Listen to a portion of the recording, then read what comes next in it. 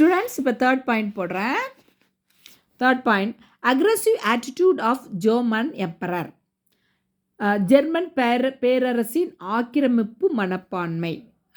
Aggressive ஆட்டிடியூட்னா ஆக்கிரமிப்பு பண்ணுறது, ஒரு நாடு இன்னொரு நாடை போய் ஆக்கிரமிப்பு பண்ணுறது. Emperor Kaiser William II of Germany proclaimed that Germany would be the leader of the world. The German navy was expanded, the sea being considered preserve of England over since Napoleon's defeat of Frankfurt in 1805.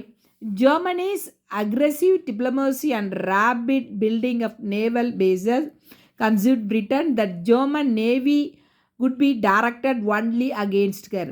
Therefore, Britain embarked on the naval race, which heightened the tension between the two powers. இப்போ என்னாச்சுன்னா இதில் aggressive attitude of ஜெர்மனில் வந்து German emperor பேரரசு வந்து இரண்டாம் ஹைசர் William அவர் என்ன பண்ணார்னா, ஒரு இரக்கமற்ற ஒரு தன்முனைப்பான ஒரு கொள்கையை வந்து வெளியிடுறார். அது என்னன்னு பார்த்தீங்கன்னா, ஜெர்மனியே உலகத்தின் தலைவன், நாங்கள் தான் உலகத்துக்கு லீடர் அப்படின்னு சொல்லுவார். German would be the leader of the world, நாங்கள் தான் அப்படின்னு ஒரு அறிக்கையை வெளியிடுறார். யார்? ஹைசர் வில்லியம், ஜெர்மனியோட லீடர். அதனால் என்ன பண்ணுறாருன்னா, அவரோட நேவி வந்து அவர் எக்ஸ்பேண்ட் பண்ணுறாரு, பெருசாக்குறாரு. ஜெர்மனியுடைய கப்பற்படையை அவர் வந்து விரிவுபடுத்துகிறார். நேவி வாஸ் எக்ஸ்பேண்ட், நேவி என்ன பண்ணுறாங்க, விரிவுபடுத்துகிறாரா, எக்ஸ்பேண்டட்.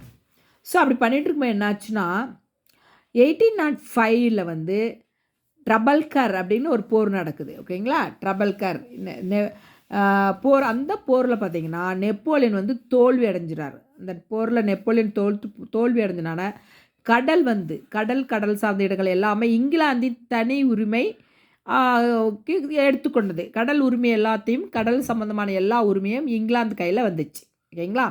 ஸோ அப்படி வந்தனால என்னாச்சுன்னா,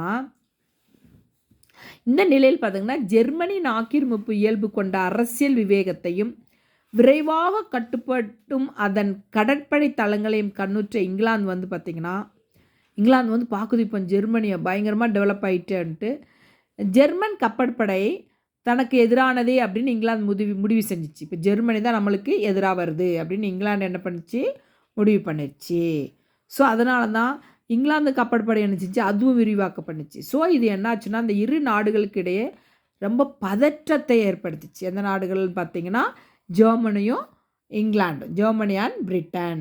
so the tension between the two powers. இப்போ இங்கிலாண்டும் ஜெர்மனி ரொம்ப டென்ஷன் ஆகிட்டு. ஓகேங்களா. ஸோ அடுத்த பாயிண்ட் பார்த்தீங்கன்னா, hostility of France towards Germany. France ஜெர்மனியோடு கொண்ட பகை. ஃப்ரான்ஸுக்கும் ஜெர்மனிக்கும் பகை. என்ன பகைன்னு பார்க்கலாம். France and Germany were old rivals. இந்த ஃப்ரான்ஸ் ஜெர்மனி பழைய பகைவர்கள் சொல்கிறாங்க. எதனால் அவங்களுக்கு பழைய பகைன்னு பார்த்தீங்கன்னா,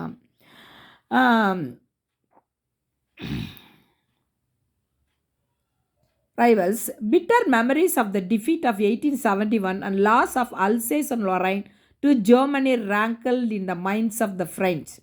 அதாவது ஃப்ரான்ஸுக்கு சொந்தமான 2 பிளேஸ் அல்சேஸ் லொரைனை வந்து ஜெர்மனி வந்து ஃப்ரான்ஸு கூட ஃபைட் பண்ணி அதை அந்த 2 பிளேஸஸும் ஜெர்மனி வச்சுருக்கு. ஸோ இந்த கசப்பான உணர்வு ஜெர்மனியை விட்டு போகவே இல்லை.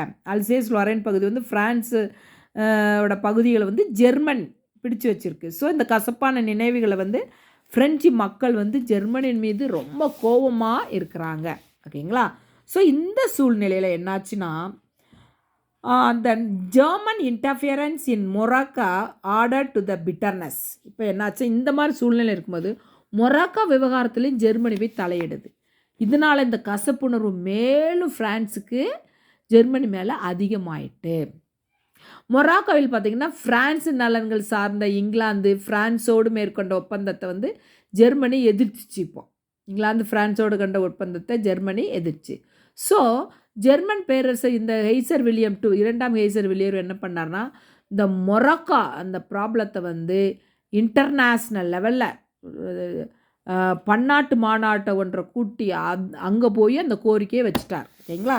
இன்டர்நேஷ்னல் லெவலில் கொண்டு போயிட்டார். demand on an international conference to decide on the future of Morocco. மொராக்கோவோட எதிர்காலத்தை கருதி மொராக்காவின் எதிர்காலம் குறித்து முடிவு செய்ய வந்து பன்னாட்டு மாநாடு ஒன்றை கூட்டும்படி கோரினார். யார்? ஜெர்மனோட ஹெய்சர் வில்லியம். இதான் என்னது hostility of France towards Germany.